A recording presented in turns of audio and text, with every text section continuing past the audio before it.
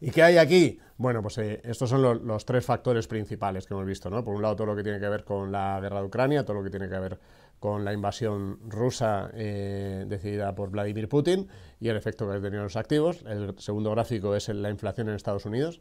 La inflación en Estados Unidos, que podéis ver cómo se ha disparado prácticamente desde principios de 2021, porque muchos políticos, muchos gobernantes están culpando a la guerra.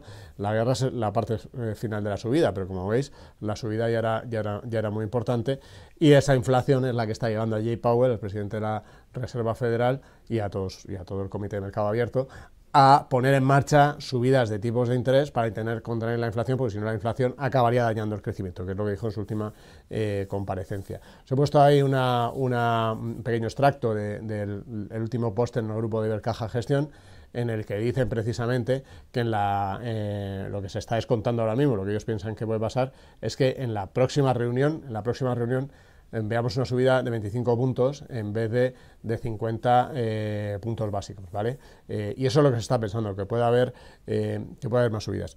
Vamos a situarnos un poco más con esto de las expectativas de subidas de tipo de interés, porque es importante, ¿no?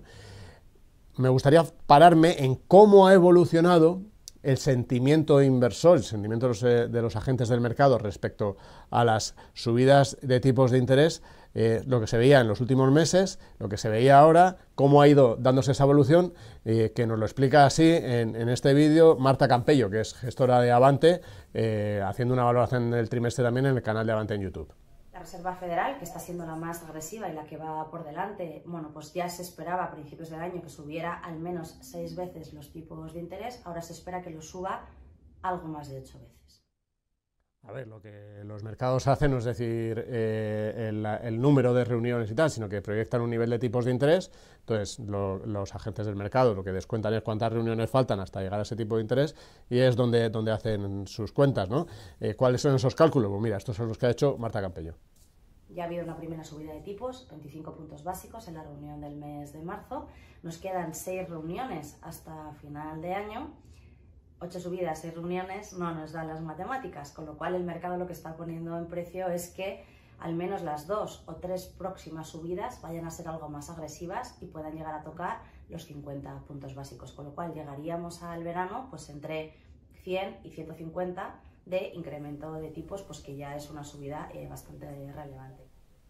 Una subida que ya sería muy importante y que ya se está viendo reflejada. Vamos a parar un momento antes de ir con nuestra primera invitada en este gráfico que os voy a compartir de la curva de tipos de interés del bono americano. Ahí podéis ver cómo se ha ido moviendo desde la roja hace 6 meses, 3, 2, y ahora es lo que se habla esto de la curva invertida, que se suele decir que cuando hay una curva invertida, ¿qué pasa? Que sube mucho los tipos porque se espera una fuerte subida de tipos de interés por parte del Banco Central, que puede dañar el crecimiento, y eso hace que pueda entrar incluso en una recesión. Se dice que la curva esta que veis ahí, que tiene forma invertida, la naranja respecto a las otras, es porque podría dañar tanto el crecimiento que entrará en una recesión. Ahora bien, esto no siempre ha sido así. Os traigo aquí este gráfico, os dejo la dirección de FT, donde podéis ir variando por los meses y ver cómo se ha comportado.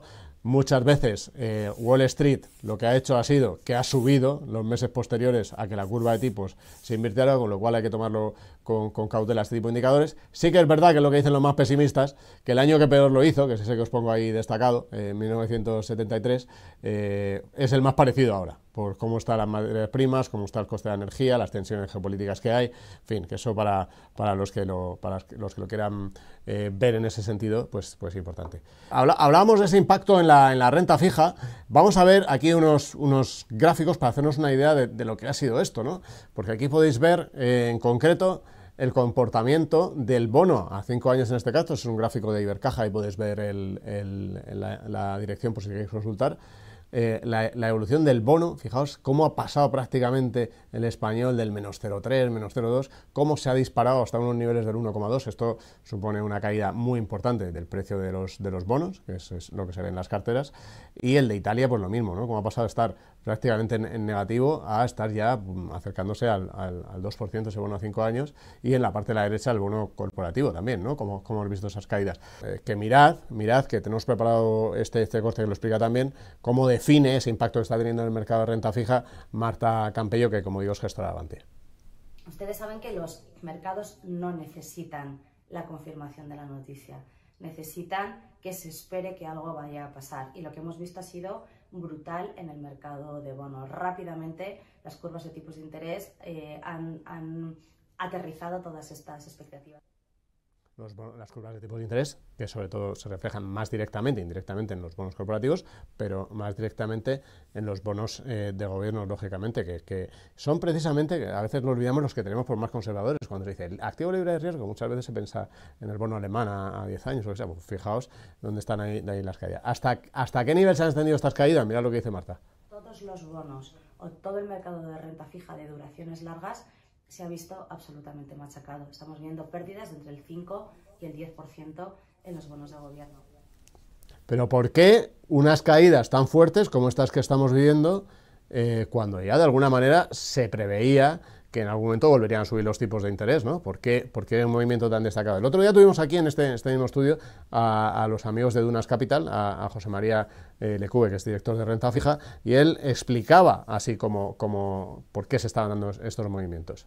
Veníamos de muchos años de tipos a cero o negativos en muchos casos y al final pues esto está desapareciendo y como veníamos precisamente de esos niveles tan bajos, las primeras caídas están siendo pues muy abruptas, muy fuertes, muy importantes, ¿no? Un bono a 10 años a lo mejor ha perdido en apenas 2 o 3 meses, hablo de bonos de gobierno, en Europa han perdido un 10, un 15%, probablemente incluso más que las propias bolsas, ¿no?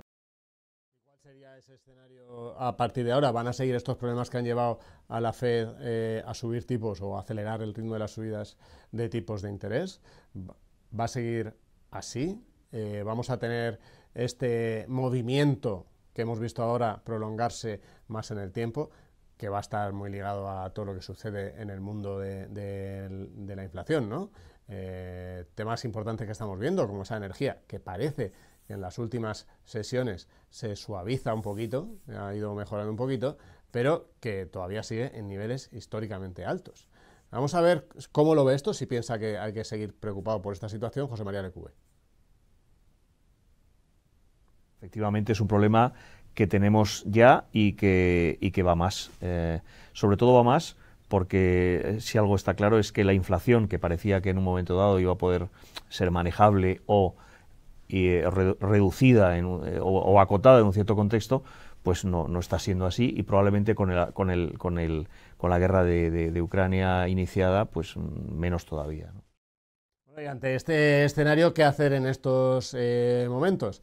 Bueno, hay gestores de renta fija especializados que van siguiendo y van tomando decisiones en sus carteras. Vamos a ver, por ejemplo, cómo lo ve Ignacio Victoriano, que es gestor de renta fijas en Renta 4 Gestión, que parece que de momento se decanta un poco por la prudencia todavía. Los gestivos de renta fija, pues tendremos que mantener posiciones muy cortas de duración y a la expectativa de que este discurso, pues a la medida que vaya avanzando el año, puede ir suavizándose o las expectativas de crecimiento pues puedan hacer que la política monetaria empiece a ser un poco a poco menos restrictiva. Pero con las caídas que estamos viendo en renta fija, se está empezando a generar oportunidades. Antes de ir con nuestro invitado, vamos a conocer un par de ellas. Primero, la opinión del propio Ignacio Victoriano. Si no hay un gran frenazo económico, desde luego se están empezando a generar oportunidades de inversión en ciertos activos de renta fija. No obstante, todo esto cogido con el hecho de que las subidas de tipo de interés pues generan más incertidumbres en cuanto al crecimiento económico. Y en Avante, que antes escuchábamos a Marta Campillo, ¿cómo lo ven? ¿Ellos están viendo ya oportunidades también o todavía no? Vamos a escuchar a Marta. Y también hemos sido algo más agresivos a la hora de añadir crédito por la parte de renta fija. Llevábamos mucho tiempo sin ver valor en renta fija y hemos sido muy pesados y muy machacones con esta idea, pero ahora sí empezamos a ver oportunidades, empieza a haber oportunidades en duración, empieza a haber oportunidades en crédito y empieza a haber oportunidades en los bonos más agresivos. Hemos añadido, de hecho, posiciones en crédito europeo, hemos añadido posiciones en high yield americano, en high yield europeo, donde ya encontramos cupones entre el 2,5 y el 5% que nos parece que empiezan a remunerar razonablemente bien el riesgo.